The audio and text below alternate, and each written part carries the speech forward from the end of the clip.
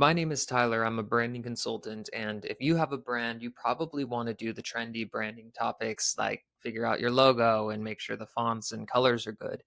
And that's great. Chasing trends, however, do not create strong brand ethos. And a great example of a brand that builds really strong ethos throughout the customer experience, marketing, and the actual products they sell is Costco.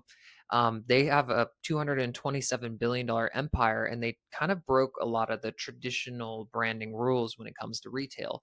So, in this video, I'm going to tell you how they get away with charging people $120 just to shop there and spend almost nothing on advertising, keep their stores looking like warehouses, yet customers are absolutely obsessed with them. If you're ready, let's get started. Okay, so first I want to talk about membership psychology and why this works. American Express does this, Costco does this at more of a mid tier range. They start with a counterintuitive approach, and competitors usually will try to go through price wars to try to attract customers with deals. Instead, Costco kind of keeps this with a paywall so that you have to actually pay $60 for a basic membership or $120 for an executive membership just to walk through the doors.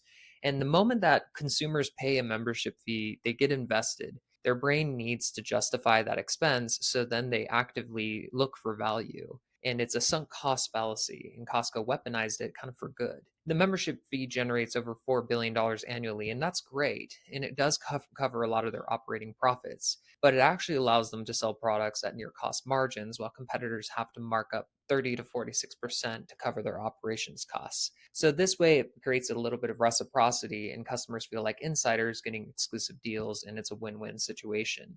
If you're a small business owner, you can't just compete on price alone. You have to create exclusive access, premium membership, and VIP experiences, and then customers will happily pay to become part of your brand community. They also focused on this less is more kind of philosophy, which is kind of funny when you think about how Costco sells things in bulk. But truly, if you walk into Walmart, you're going to be shown 140,000 different products, which is extremely overwhelming. Costco carries about 3,800 carefully curated items, and most business owners really do think that if I have fewer options, I'll make less sales. The strategy actually eliminates decision fatigue, and when customers see a product at Costco, they know it's been vetted. They trust Costco's judgment over their own research, and with guaranteed volume, Costco can negotiate incredible deals with suppliers, offering that discount to their clients. And they even created a private label, which is Kirkland's signature, and that alone generates $59 billion annually, which is more revenue than most Fortune 500 companies. But their customers trust that if Costco put their name on it, it's quality. Just like a small restaurant can't have a bunch of different options on their menu, if you have focused options, less options, and put more attention into the quality of the options you provide, then you will become an expert curator in your space. And customers will learn to trust your judgment, and they'll pay premium prices without having the need to shop around. Costco does a great thing by investing in their employees. And a small business can ask the question, if I pay more money, it just kills my profits. And Costco does pay their workers about $26 per hour compared to the average of 17 of their competitors, which is almost double. And it seems expensive, but if you calculate in the branding and marketing results of this, it will make a lot more sense. Their turnover rate is only about 7%, while the industry average is somewhere around the range of 60 to 70%.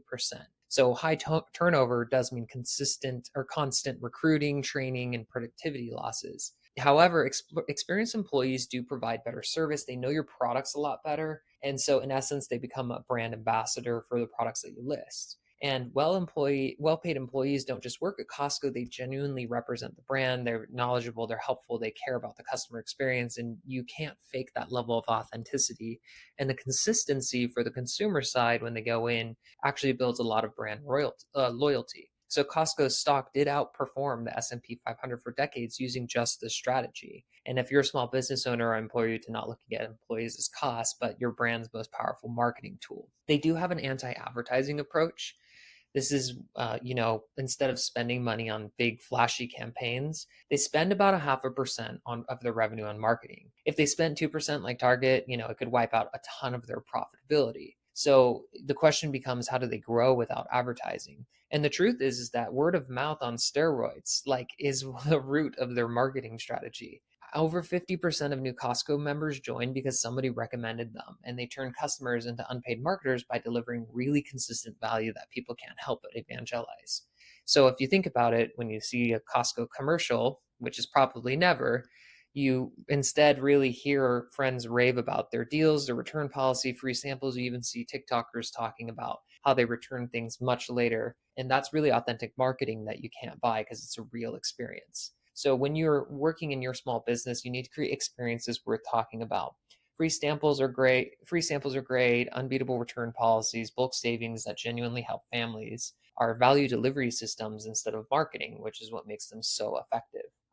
Last but not least, they do have a warehouse aesthetic, and this is really kind of contrarian when you look at traditional branding because competitors really do spend a lot on making the store displays beautiful and fancy fixtures and remodeling, and those things actually go out of date, then they have to redo them.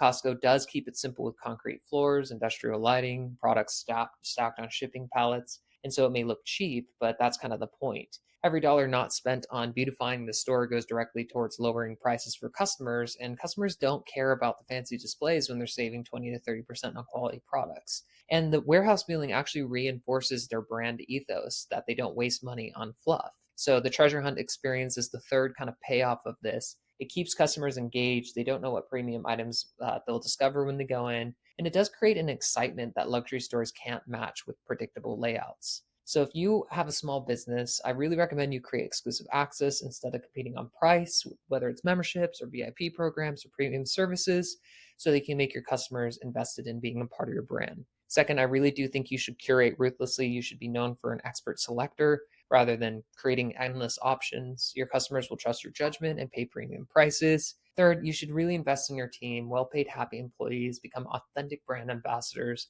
that marketing just really can't replicate.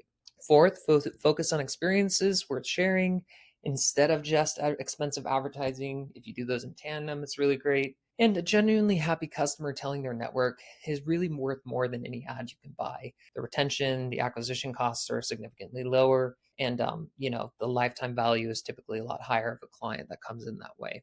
Costco proves this authenticity, value, and treating people right isn't just good karma, it's really good business. So go build a brand your customers can't stop talking about. If you want help, go to brandlab2025.com, where I have a book that outlines all this for you.